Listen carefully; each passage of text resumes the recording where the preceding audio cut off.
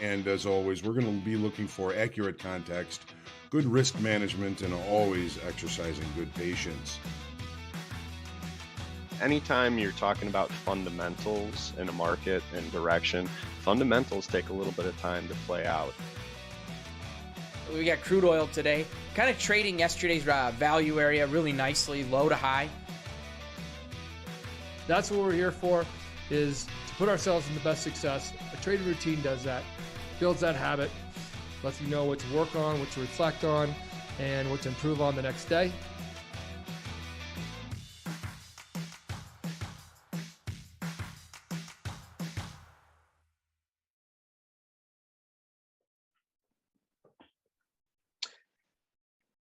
We're good to go, I assume, with that, Dan? Yeah, when All I right. say 3, 2, 1, that means we're going. You were mouthing it. I'm looking for the 3, 2, 1. I'm in. Anyway, it's Coach's Playbook. It is the 21st of September, 2021. I am going to try not to have any headphones fall out of my ears this time, but I can't promise that. I'm once again back in the office. I am not sitting in the middle of the Chicago River. This is all an illusion behind me. Anyway, we have a great topic to talk about today that a lot of people have asked us to do and how we do it, which is journaling, or I'll even expand it to more of how to track your performance trading, both psychologically and numbers wise. There's a lot to do. But first, it would be a great fault of mine if I did not ask about the shout outs we have, because I hear we have at least 2. So fire away. Thanks, Jack. Yeah, a few shout outs today, actually. Start off by giving a shout out to our founder, Michael Patak. He's having a good day trading in the markets. Another shout out to Robert Braunstein, up over $4,000 trading the S&Ps. And then right before this, I had a really nice phone call with one of our traders, Nicolay. Big shout out to him. He's up about 1,600 trading the S&Ps today. So good days all around. Good for all of them. And plus, yeah, Patak's just living it right now. He just had his daughter. He's completed his sort of ideal family unit. He's making a little money in the markets. Can't beat that. He got a hole in one. Yeah, he got the 93 yards. I'm hoping for my first hole in one, it's a little bit of a beefier one, but I guess beggars can't be choosers. So we're talking journaling today. There's a lot of stuff out there online about journaling, but I think it might be helpful for us to go around and kind of talk about how we go about tracking your performance, thinking about it day to day, and what are the things you really need and what you don't need. So as someone that's prolific in the trading psychology game, I just dubbed you that, Hogue. Maybe you could tell us a little bit about what you did throughout your career, and then maybe a little later we'll go into what you've seen work for your clients with the performance coaching you've been doing. Sure. Back when I started, I don't know anybody that really journaled all that much. It was really the kind of the beginning of when traders started to visit psychologists and trading psychologists. So, at the very beginning, we didn't really do much journal. We would, kind of review our trades at the end of the day. We had our dupes off our cards, and we could kind of go back and think about, what was going on, why did I take this trade, those types of things. And, now there's always a good pen and paper. Dr. Menaker recommends using pen and paper for this. But as far as, the trades you take, you can print out a trade log at the end of the day. I was working with a trading psychologist a while back, and he suggested that instead of, journaling why I took the trades or what the trades were based on or anything like that, to focus more on what was going on inside me during these periods of time. He broke down each trade into 5 different stages of the trade and 3 different categories I was to pay attention to: mental, physical, and emotional. And I wasn't supposed to be writing a book. I was only supposed to be writing one word or hieroglyph to keep track of these changes, before trades, getting into trades, during trades, getting out of trades, and even after trades. And that's the journal I was to be reviewing at the end of the session. So to me, journaling is more about learning more about ourselves than it is about markets. We're always learning about markets. Markets are always changing. And we have to be able to respond to that. What I found initially in doing this journal is that I didn't even want to do it. It didn't make sense to me. I didn't think it was going to help me. So I blew it off for the first 2 weeks. And then, after the second week of blowing it off, he was ready to blow me off. He was like, okay, you're not going to do something I'm telling you to do. You're wasting your time and money, you're wasting my time. I don't have time for this. Good luck finding somebody you can work with, and best of luck with your trading. So I agreed to do it. And it wasn't too long until I started to see the benefit of it. Not only am I reliving the trades I'm taking in real time during the trades, I'm reliving them after the trading day. I had to go back and think about, okay, this is trade number one. What was going on mentally, physically, and emotionally throughout this whole trade. I had to kind of close my eyes and try and remanufacture some of the things that I was feeling during those trades. Now, if the trade was an hour long, I didn't have to do that. I just had to kind of think my way through the trade in 10, 15, 20 seconds, try and feel the things that I was feeling during that time, and then move on. So it wasn't very long until I discovered how important this really was going to be to me, and to many other people that I've forwarded this on to in my performance coaching clients.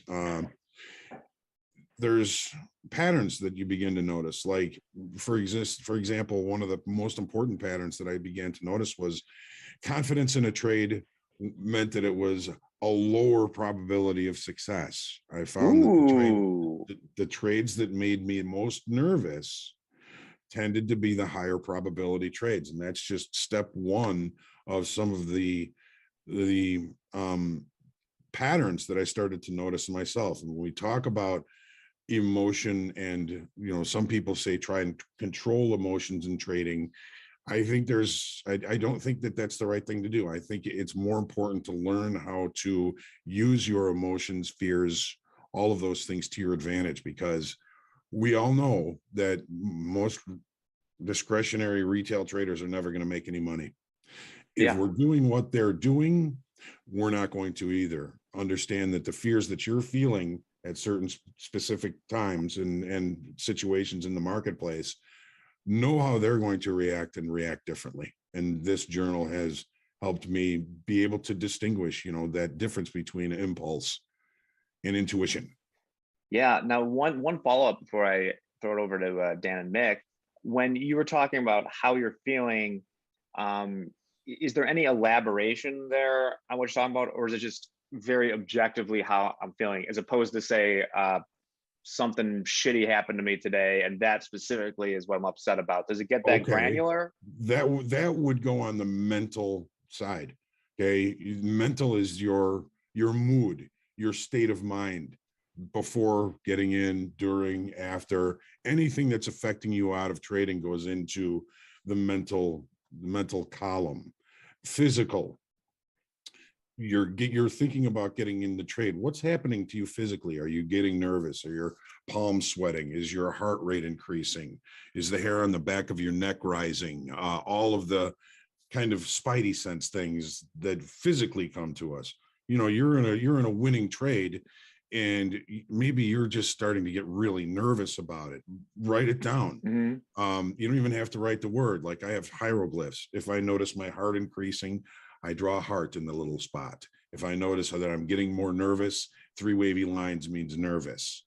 The hardest part of it is the emotional side, because you're asking yourself to dig below the surface, past the mental mood and the physical obvious changes, into things that may be creating those things from deeper down in your psyche. From Junto, we have this thing called a emotional wheel, or a wheel of feels. For everyone out there, Junto is, what would you call it, like organizational leadership organization? Mm-hmm. That we're fond here among our leadership. Just want to throw that out there. Mm-hmm. Spelled JUNTO, just so they know what they're talking about. Sorry, Hogue, continue. No, that's fine. they have a wheel of feels, and I usually provide that to the people that I work with and in personal performance coaching, because the emotional side is the hardest part. It's you're trying to dig deep into things that we don't talk about at parties, as to some of the reasons we do some of the things in trading. Yeah. So it's that's the hardest part. And this journal is a practice. It takes time to build a rhythm with it, and sometimes whenever it starts to get redundant, I know that I'm not digging deep enough. Yeah. So It sounds like we're yeah. about out of time now.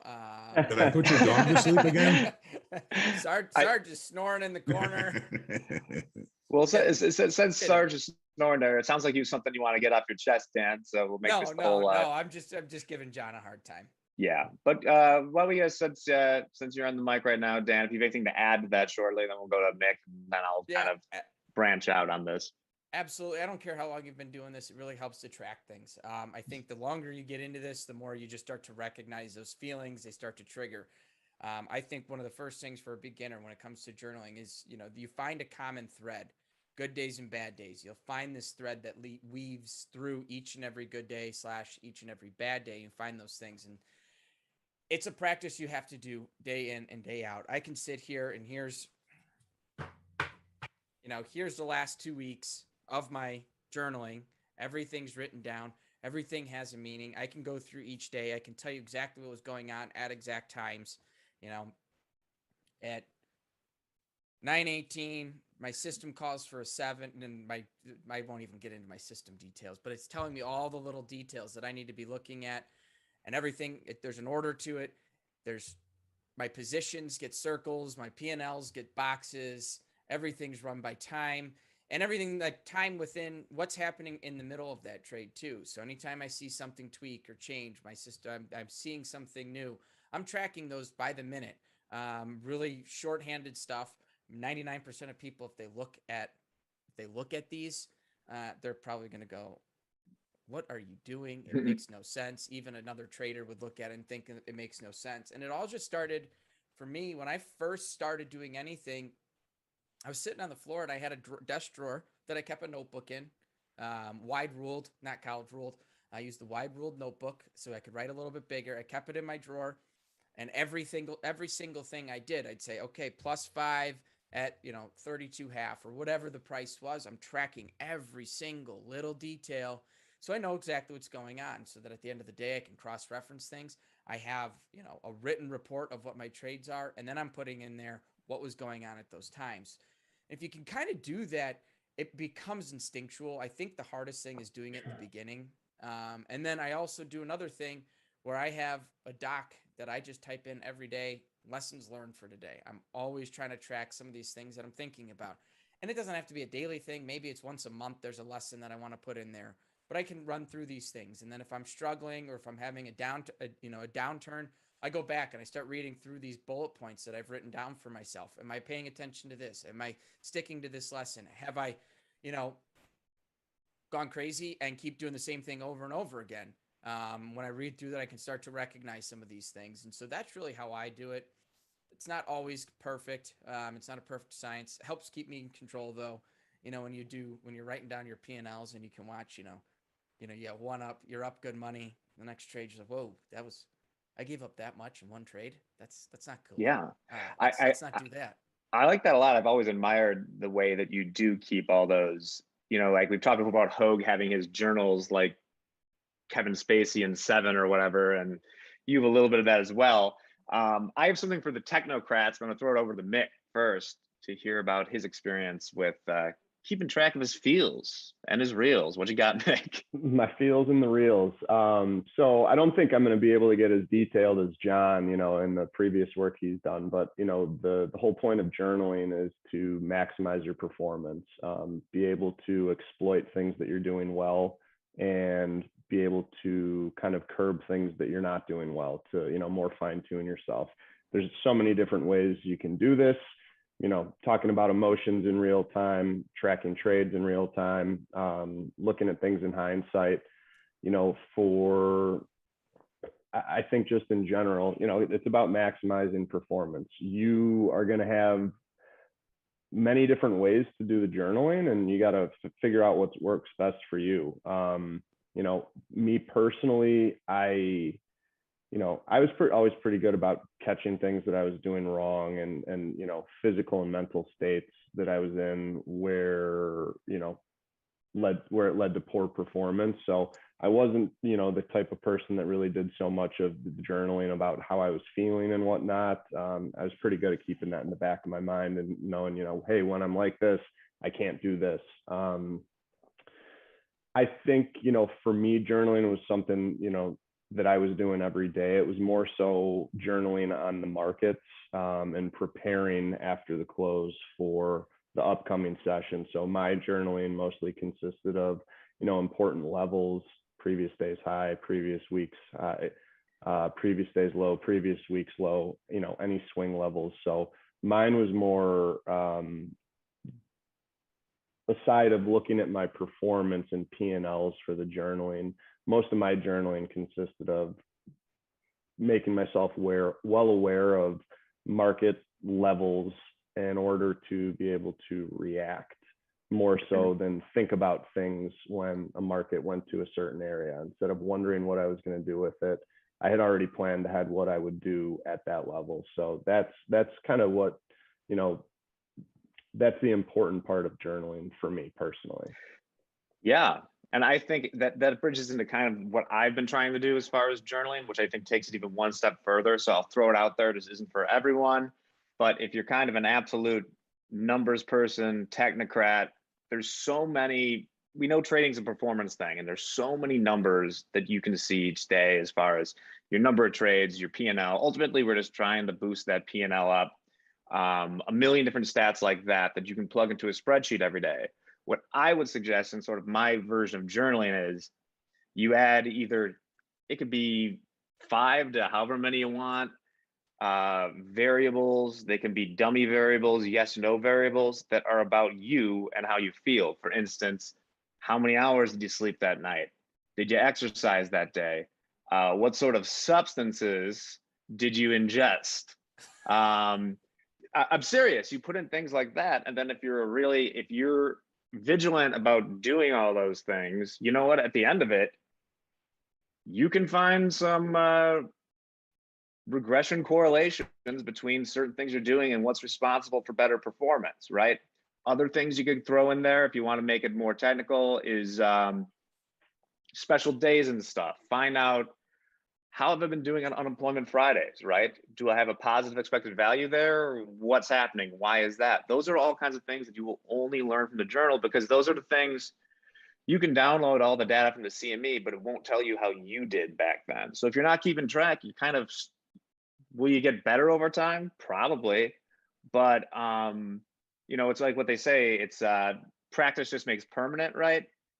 It's perfect practice makes perfect. So if you don't know what variables you're trying to change, which, yeah, it's the P&L, but there's things that affect that, and maybe you're not putting the most effort that you should be into the areas that are going to pay the most dividends. And for you, that might be more sleep. It might be more research, how much that you're doing, but only you can figure that out. And journaling is the only thing where you can help yourself, right? I mean, no one can help you with that besides yourself. We can only encourage you to do it, but more data is better, I would say, as far as that goes. One thing I want to mention too that is out there, if you go to our funded trader interviews here on our YouTube page, I sat down with Tanya, who you probably everyone's seen, comment here in a lot of our videos. I sat down with her last year, and she's got some great tips on some things to do, these mental checks that she does every morning. Did she get the right sleep?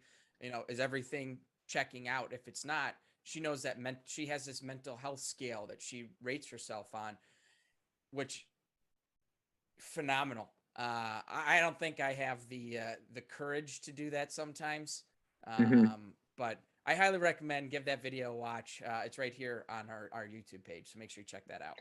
Yeah, I saw something on Reddit that I think applies to this, and I had not thought about it in this way. Somebody talked about how they had heard some professor tell them that, and they didn't understand it at first, that anything worth doing well is worth doing poorly. And if you think about that, so the example that they used was brushing your teeth. If you're supposed to brush your teeth 2 minutes a day or 2 minutes in the morning at night, you know you should do it, but maybe you're not as good at it. Well, doing 15 seconds twice a day is still better than nothing, right? So you can start this slowly. There are tons of free tools out there. If you don't want to build a template or anything, there are templates out there where you can keep track of your trading. And even if you're just doing a sentence a day or just one thing to start, that's still better than nothing. So that's a good place to start. So it's something worth doing well, is being a better trader, then start journaling. Can't say it enough. So does anyone else? Part of your process. Part of the process. Processes are good. Yeah, we all like those here. So does anyone else have any other thoughts before we kind of wrap this up for today? Because our basic premise here is just keep more information about yourself. It's a good thing. Like, it'll make you, this applies beyond trading or anything else. If you keep good data on yourself, you're gonna find that you have better outcomes. And one thing is, no matter how successful you become, keep doing it. It's part of what brings you to that success. You give it up, you're leaving your guard down. And if we don't do our homework, we know we're going to be in trouble. So Well yep. said. So Dan, what do you got for us to inspire the people? A nice simple one here. It's from Anonymous. I'm not sure who that is, but there's someone out there named Anonymous. But I thought it was a pretty good one, pretty simple. Journaling is a good way to help us stop, take a step back, and reflect on ourselves, which I think we have to do on a daily basis in trading. Good, bad, ugly, indifferent, doesn't matter. Got to reflect, got to take a look back. Yeah. That philosopher Anonymous is really smart. Sure is. Yes. Got a lot of them out there. A lot of quotes out there.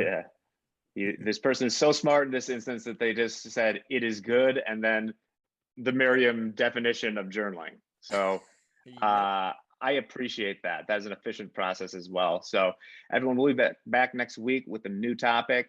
Hopefully some new shout outs. The markets are volatile right now. Yesterday was the first big drop we had in a while. So I think we're all excited about this week, but I, for one, will be thinking about my feels and see if it impacts the reels, as we said. So Hogue, you want to send us out here? Very well put, Jack. Yeah, of course. This is a process. This is a lifelong process. You're always going to be learning, always going to be improving. Take the steps to help you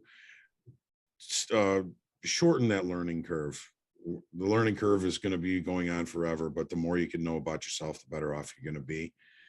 Let's get out there, and we are looking forward to your success. Have a great trading day and a great week.